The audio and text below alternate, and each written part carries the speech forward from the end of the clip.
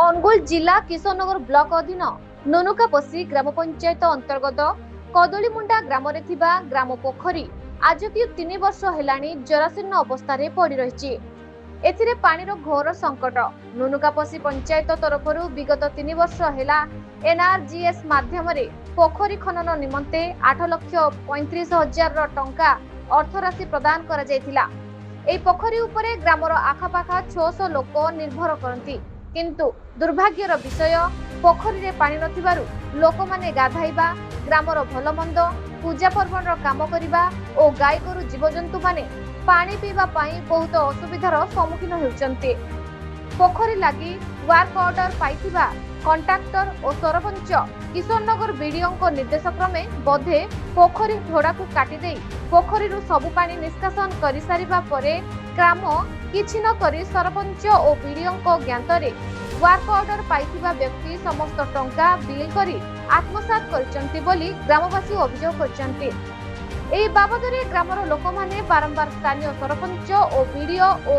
BDO Kishannagar block सार को अभियोग करबा सत्ते मध्य किछि सुफल न मिलिबारु बाध्य होई जिलापालक निकटरे अभियोग करबा लागि निष्पत्ति नैचंती।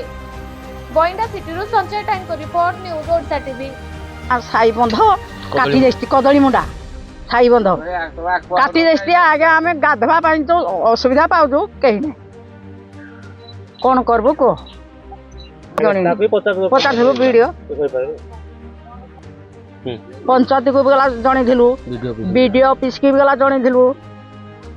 पैसा पत्र किछ जो बंद खोला नाही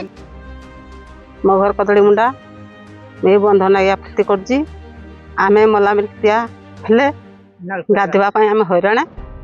तापर आमे परबंध को काई देबु घरे जागिरी हांड पकई घरे गाधबु तुमको दगदगिरी बंध टिक करे दे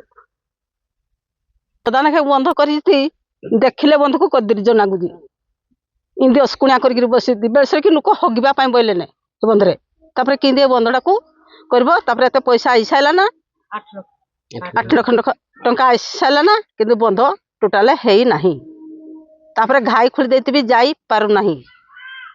तापर थाड़ा कर के बाट कर किंतु आमे हैरान हबो किंतु हमर दरकार बंध।